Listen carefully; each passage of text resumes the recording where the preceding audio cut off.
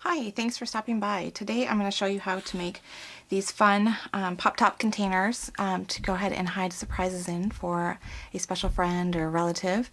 And it's very simple, so let's go ahead and get started. So the first thing that you're going to need is you're going to need a can with a pop-top. And you can use, like I'm using here, a fruit, mandarin oranges, or you can use vegetables, or if you want larger ones, I still sometimes sell the larger coffee cans that have the pop tops. And what you're going to want to do is you're going to want to flip it over from the bottom, and you're going to need a smooth edge can opener. And basically you're going to go ahead and open up the can from the bottom, going all the way around, and using the smooth edge is going to go ahead and, like the name says, it's going to give you a smooth edge both on the lid and on the inside so that no one will get hurt. You're going to go ahead and wash and dry your container, and then you're going to go ahead and put your lid aside. And make sure that when you are working on this that you're keeping the pop top toward the top, and obviously you're going to take off the label that's on your can. And since your can is going to differ in size from mine, I'm just going to kind of go through the basics of the process for you.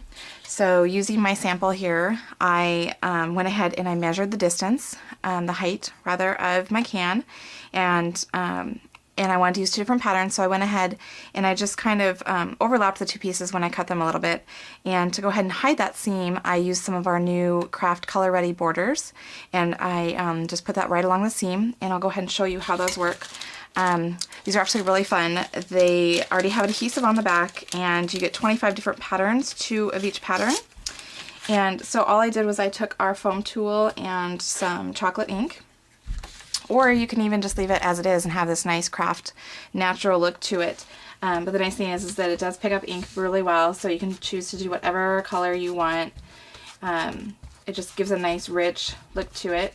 So you can see here that I've gone ahead and I've colored that end piece, and so that's the same thing that I did with on my can. And then, like I said, they have the adhesive backing, so you just go ahead and peel off this backing, and you've got a nice adhesive already on there. And they're really fun because they're just like you've used a border punch without all the work, because it already has the adhesive on the back. So that's a great way to hide a seam on your can. So I've done that between the two papers, and obviously I stamped on my paper before I put it around. A really good adhesive for putting it on is using our liquid glass. I actually painted it on the paper, and then that way it stayed really smooth and didn't buckle on my can. And again, like I said, make sure that your pop top is toward the top. So if you have directional paper, like here on my bottom, I have ones that have trees and little birds and people sitting. So you really want to make sure that when you're adhering that on there, that it is directional.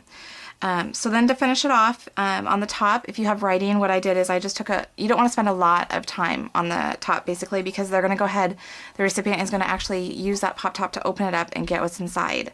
And so what I generally do is, if there's any writing, you could put paper here, some cardstock, but I just took a Sharpie marker and colored kind of just a circle around it just to hide all that writing that's on the ugly writing on the can that you obviously don't want to show up.